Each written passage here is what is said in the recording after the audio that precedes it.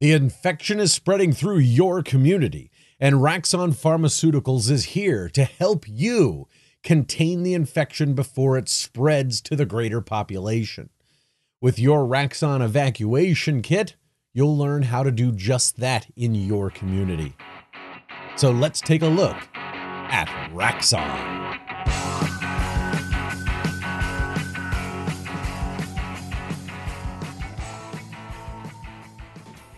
With your Raxxon evacuation kit, you will be trained how to aid Raxxon Pharmaceuticals in the evacuation of all healthy citizens from your community and how to quarantine and/or eliminate contaminated ones before infection can spread. First, there will be a deck of citizen cards that's made up of both healthy and contaminated people. You need to get all the healthy people out of that deck and into the evacuation pile to win. To do this, we manage the crowd gathering outside of your facility. This is made up of a grid of face-down cards dealt from that deck. When cards in the grid are revealed, they have icons at the bottom that could trigger based on the other face-up cards in the grid. For example, having two face-up chaotic cards with the eyeball icon will cause you to add another citizen to the crowd, and having three will end the round prematurely, which can be disastrous. Each character has a series of actions it can take on its turn. Each time you take one of these actions, you must place a token on the space next to it. Once those spaces are filled, you can no longer perform that action in this round. The first thing you do on your turn is you perform all the consequences of your actions. Each token on your character sheet will activate the icon above it. Sometimes it will force you to reveal face-down cards, add new cards to the crowd, or add more infected people to the deck. The more icons you have to resolve, the greater your chance that something awful will happen. Then you take your action. You can investigate. This allows you to turn over cards in the crowd. You can also evacuate a series of healthy cards from rows and columns to the evacuation pile. You can quarantine infected cards to get them out of the crowd. You can even kill infected people and throw them into the discard pile. Sometimes you'll need to draw and resolve a Raxxon card. These are story events that often have options at the bottom that the player must choose from. You gotta choose wisely, as benefits can turn into problems later, or helping Raxxon will increase their power track. No one wants Raxxon to have too much power. Players can pass at any time to stop having to activate their consequences. Once all the players have passed, the round ends and you reveal all the remaining cards in the crowd. For each infected card in the crowd and the ones that have broken free from your quarantine, you'll add new infected cards to the deck. Then you'll shuffle the discard pile and the main deck together. If the infection supply deck is ever completely empty, you're gonna lose the game. If the Raxxon power track ever gets to 8, you also lose the game.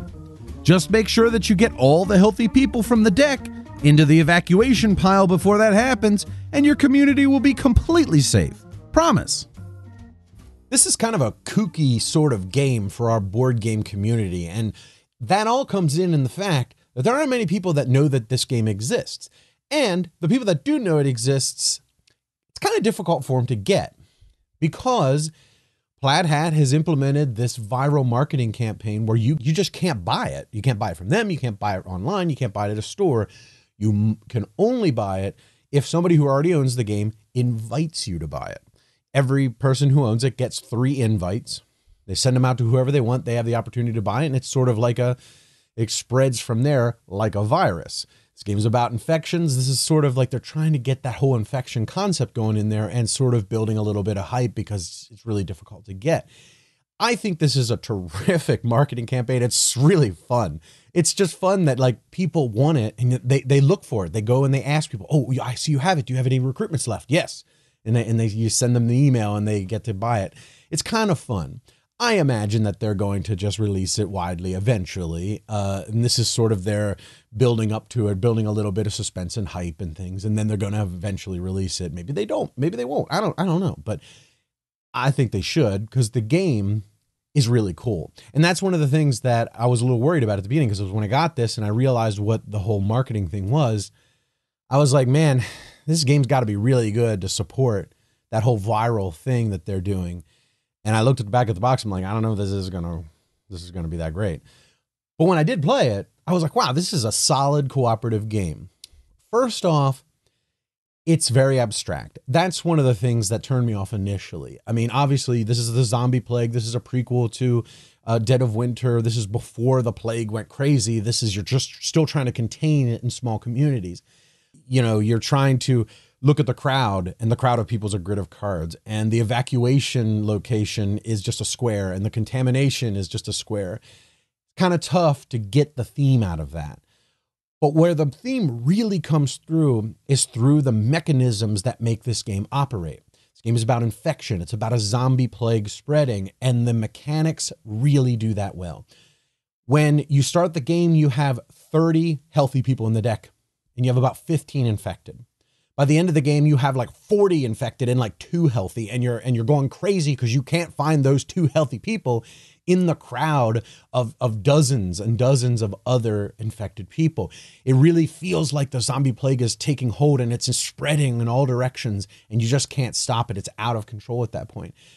This is what makes this game really cool, is that it has those feelings. It brings that out. Like, it just feels like you got this. You got this. The first round, you wipe a whole row of people out, send them to the evacuation point. Easy peasy. We got this. And then you're like 3 or 4 rounds in, and you're like, this is out of control. We can't handle this. It's insanity. That's the hallmark of a cooperative game. It's difficult. It's very difficult. And I'll be honest with you, I have not figured out how best to play this game. I'm very intrigued to find out, though. I keep wanting to go back and figure out more and more each time I play. I'm still trying to figure out the best uses of killing contaminated people and quarantining contaminated people, because quarantining them, it's great. They're out of the deck for 2 turns. Awesome. But they infect more people quicker than just killing them does. Killing them, they'll just stand back up because they're zombies. You know, you shoot them, they'll stand back up the next turn, get back in your deck. But if you quarantine them, they're stuck for at least 1 turn, but they'll infect people the next turn. It's crazy. It's very difficult to decide which is best in the moment. And they both have their strengths, but you got to decide which strength is going to work for you in this particular game. It's really fun in that capacity. I think they did a great job with the iconography at the bottom of each one of the cards. As you reveal the cards, those icons, you're like, all right, does this icon trigger? You look at the whole crowd. Do these icons show up elsewhere, and do they make them trigger? And if they trigger, you have to put new people out. Sometimes you have to reveal people. Sometimes they spread the infection. You have to put more zombies into your deck. Sometimes you have to draw a Raxxon card. And the Raxxon cards are just fun. That's sort of like the Crossroads cards in Dead of Winter. You read the story, and there's almost always 2 bad options. Some of them are actually funny because the options are, this one's obviously great, and this one's obviously bad, so why would I ever take the bad one? Well, because later it comes back to bite you in the rear that you picked the good one. That's what's so cool about this game in that part of the theme, right? Like, there is a little story playing out with those cards, and the cards sometimes work with the characters you're playing, like the mayor of the town. There's cards for him. If he's in the game, this one triggers. Really neat concept. It's a very simple game, but the mechanics work really well. And it's a really good cooperative game ultimately. I am feeling like I got a lot of replayability out of this game, because not only is it hard and I'm trying to figure out how to beat it, but it also has a lot of different ways that you can go about containing this problem. And let me go back and talk about when you take actions and you have those consequences. This is a really weirdo mechanic, and it was really hard to explain in the overview that I did. Whenever you take an action, you put the token down. Whenever you start your turn, any action that has a token on it, you have to do the consequences. Not that hard to grasp, but it was kind of hard to get it across because it's very different than normal games. This is cool because really it is hard to decide when you just got to pass. When you got to pass and say, I'm out for the round because, boy, these icons are just going to kill us. That's neat because it really makes you, it makes you decide, which action am I going to take? Am I going to fill this one up? Am I going to keep going and let those consequences keep happening, or am I out?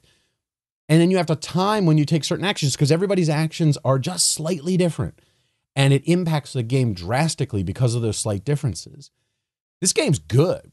I really like this game. You know, it's a little bit abstract. It's not, the artwork's not beautiful and wonderful. Graphic design is good, but really just the game as a cooperative game, solid game. I like Raxxon. I highly recommend you check it out. And for $40, shipped for free in the United States, can't go wrong, really. This game's good. Find somebody who owns this game, ask them for an invite. I think you'll dig it. Thanks so much for watching my review of Raxxon. If you enjoy board game, miniatures games, role-playing game discussion, please check out our audio show, The Secret Cabal Gaming Podcast. You can find it at thesecretcabal.com or on iTunes. Until next time, have a good one.